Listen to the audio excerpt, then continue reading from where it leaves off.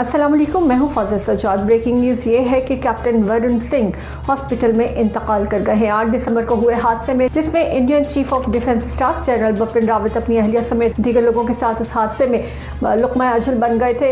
वाहिद बच जाने वाले शख्स कैप्टन वरुण थे।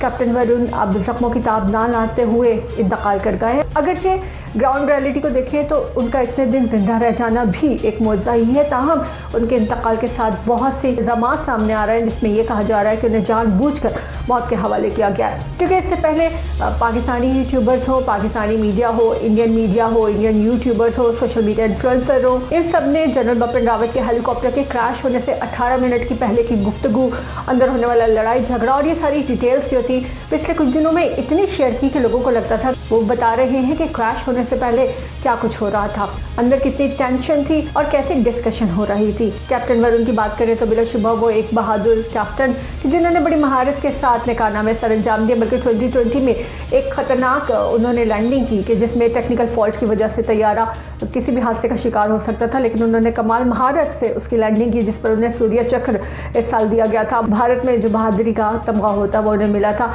और अगर बात करें उनकी फैमिली के हवाले से तो उनके फादर कर्नल रिटायर्ड हुए थे, चचा भाई सब आर्मी ही में हैं, जबकि कैप्टन वरुण वेलिंगटन में पोस्टेड थे, अपने बीवी और 2 बच्चों के साथ रहते थे। जनरल बिपिन रावत को लेने गए थे। जनरल बिपिन रावत ने डिफेंस कॉलेज में लेक्चर देना था, लेकिन अनफॉर्चुनेटली हेलीकॉप्टर क्रैश हो गया और कोई भी अपनी मंजिल तक नहीं पहुंच पाया, बल्कि इस दुनिया से ही सब रुखसत हो गए। जब हेलीकॉप्टर क्रैश हुआ तो यानी शाहिदीन के भी अजीबोगरीब से बयान सामने आए जो कि यकीनन झूठ पर मबनी थे। जैसे कि एक यानी शाहिद का यह भी कहना था कि जब क्रैश हुआ आग लगी पड़ी थी और बिपिन रावत पानी मांग रहे थे, जबकि डेड बॉडीज की सूरत हाल ऐसी थी कि डीएनए से शनाख्त किया गया। मैंने शाहिदीन के ये बयान भी अजीबोगरीब थे और हर तरह की गॉसिप, हर तरह की मनमर्जी की खबरें, स्टेटमेंट सामने आ रहे थे। ताहम ये मोदी सरकार के लिए एक बड़ा लॉस था।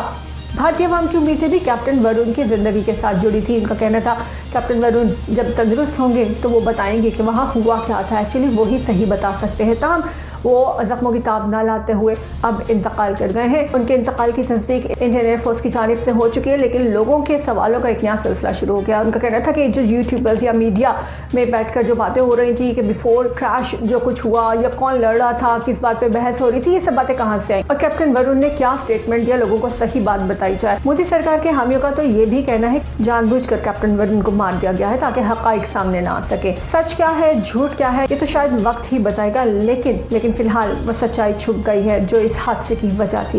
ये टेक्निकल फॉल्ट था, ये मौसम की खराबी थी, ये कोई अंदरूनी या बैरूनी साजिश थी, ये फौज के अंदर से मुखालफत थी, ये मोदी सरकार के खिलाफ कोई कदम था या फिर जनरल बिपिन रावत की बढ़ती हुई ताकत के खिलाफ इजहार नफरत था।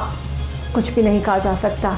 इस वक्त जितनी भी बातें सामने हैं वो सब कयास सराइयाँ हैं, उसमें कोई भी सच्चाई सामने नहीं आ रही। फॉलोअप के साथ ज़रूर हाजिर होंगे। इजाज़त दीजिए, अल्लाह हाफिज़।